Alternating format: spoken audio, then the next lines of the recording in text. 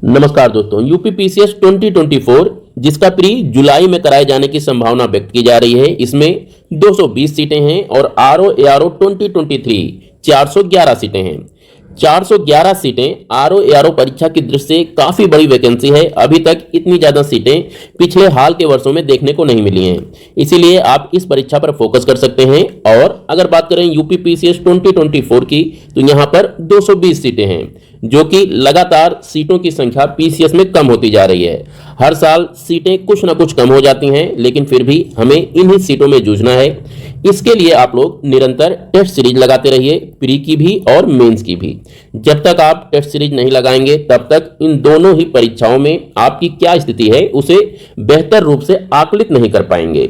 उसके लिए किसी भी टेस्ट सीरीज को पकड़िए और रेगुलर बेसिस पर मेंस और प्री के लिए टेस्ट सीरीज लगाते रहिए।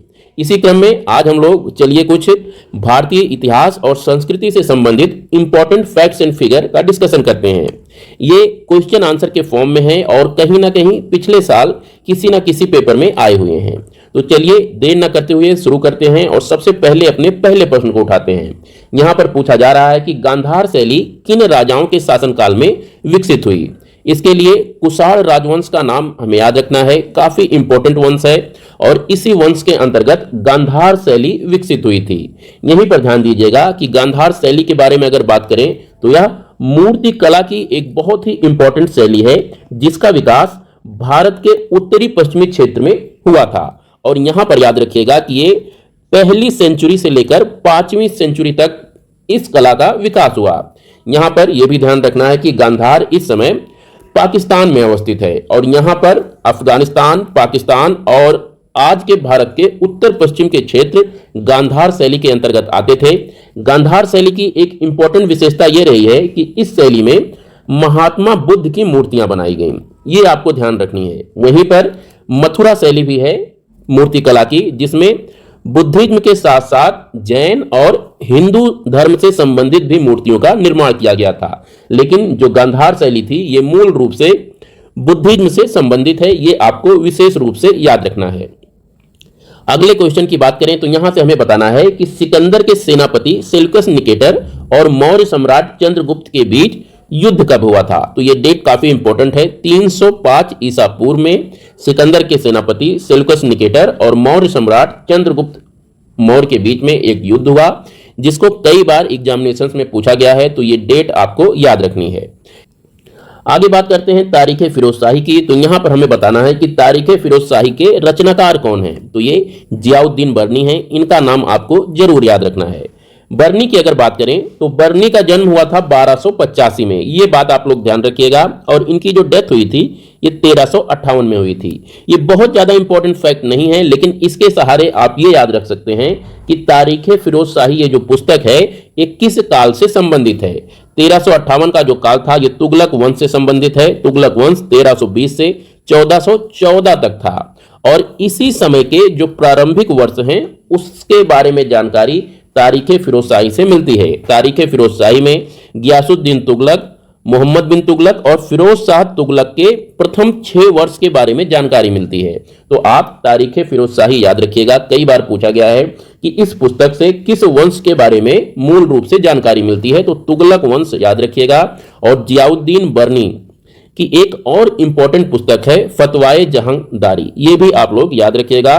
फतवाए जहांदारी काफी इंपॉर्टेंट पुस्तक है, कई बार पूछा गया है। तो आप इन 2 पुस्तकों को जियाउद्दीन बर्नी के बारे में याद रखिएगा। अगले क्वेश्चन की बात करें तो यहां पर पूछा जा रहा है कि विजयनगर दौर में एक नवीन मंडप चलन में आया, जिसे कहा गया कल्याण मंडप। ये आप ध्यान रखिएगा कि कल्याण मंडप मंदिर निर्माण के अंतर्गत बनाया जाने वाला एक मंडप था, जो कि विजयनगर साम्राज्य के दौर काफी चलन में आया। और कल्याण मंडप का प्रयोग उत्सवों के दौरान किया जाता था और इसी में देवी देवताओं के विवाह का आयोजन भी किया जाता था। तो एक कल्याण मंडप काफी बार पूछा गया है कि किस साम्राज्य से संबंधित है, तो विजयनगर साम्राज्य से संबंधित है, ये आपको याद रखना है।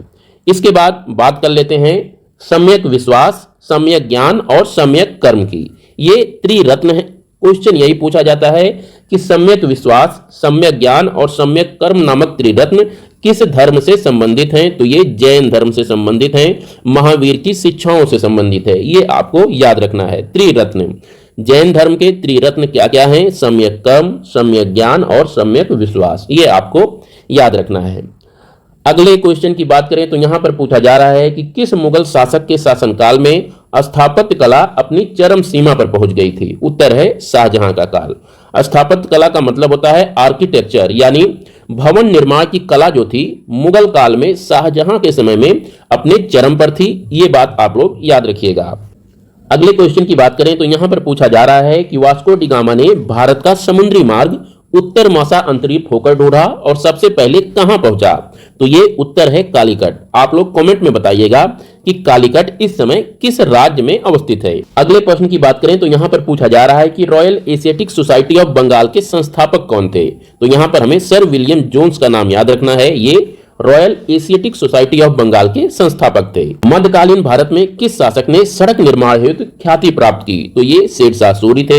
इनके द्वारा ग्रांड ट्रंक रोड का निर्माण किया गया था। ये आपको याद रखना है, ग्रांड ट्रंक रोड, जो कि इस समय भारत में नेशनल हाईवे नंबर 1 के नाम से जाना जाता है।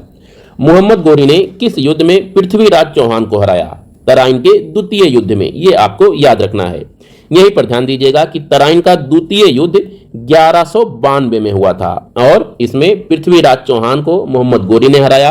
वहीं तराइन का जो प्रथम युद्ध था वो 1191 में हुआ था, जिसमें पृथ्वीराज चौहान ने मोहम्मद गोरी को हराया था। यहां पर एक ट्रिक है, याद रखिएगा। द्वितीय युद्ध में यहां पे 2 है, इससे आप रिलेट कर लीजिएगा, और तराइन के प्रथम युद्ध में यहां पर 1 है, तो इससे आप रिलेट कर लीजिएगा।